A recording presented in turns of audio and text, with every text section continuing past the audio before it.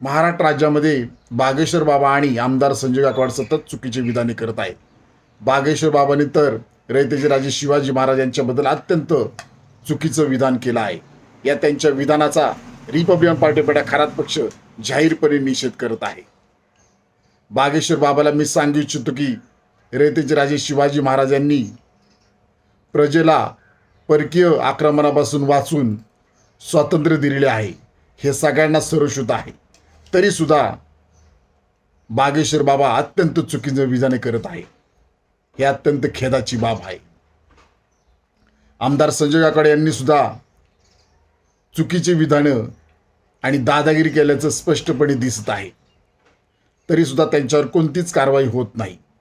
Republican party Kharat पक्षातर्फे आम्ही महाराष्ट्र राज्याचे माननीय मुख्यमंत्री देवेंद्र फडणवीस साहेब आपणास मागणी करत आहे की बागेश्वर बाबा आणि आमदार संजय गायकवाड यांच्या मुसक्या आवळा त्यांना तात्काळ अटक करा, त्यांच्यावर कायदेशीर कारवाई करा आणि त्यांचा कडेलोट सुद्धा करावा, अशी सुद्धा मागणी आम्ही आपणास करत आहोत.